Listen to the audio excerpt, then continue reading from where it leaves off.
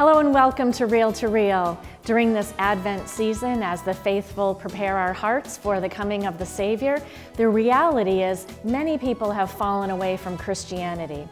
A Wilbraham resident set out recently to change that, literally running across Massachusetts in order to spread the gospel. This ecumenical effort involved 6 marathons in 6 days, from Boston to the New York border, with stops at both Catholic and Protestant churches along the way. Carolee McGrath caught up with Bill Wells to find out more about the mission called Crossing Massachusetts. So God, we thank you so much for Bill and for his relationship with you, for his love for you. God, this is a great opportunity for your gospel to go across the state. On a cold November morning outside of Gate A at Fenway Park in Boston, they gathered to pray. And then it was go time. 3, 2, 1. Wilbraham resident Bill Wells set off November 14th, running 6 marathons in 6 days to spread the gospel across the state. Teaming up with his pastor, Pastor Darren Ray from Bethlehem Church in Hamden, the two came up with Crossing Massachusetts, an ecumenical effort to bring Jesus out into the world. For me, the best way I can help people is with my legs. So I came up with the idea of Crossing Massachusetts and asked him if he were interested, and told him that I would run across the state to give him an opportunity to spread the gospel across the state.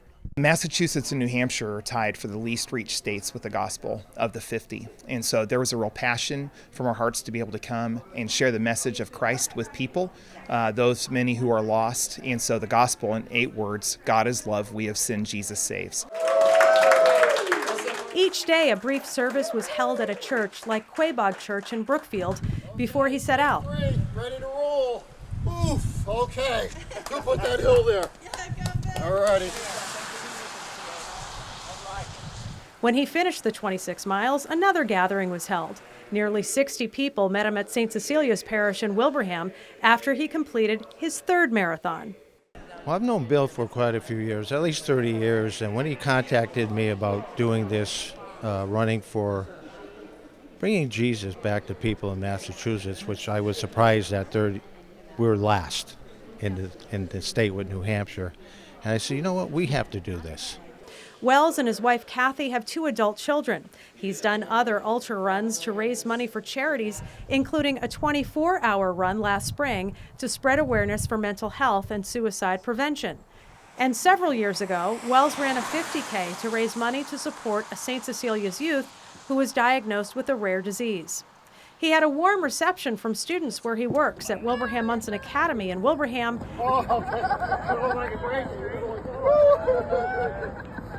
And at Our Lady of the Blessed Sacrament Parish in Westfield, which he stopped at after his 4th marathon in 4 days.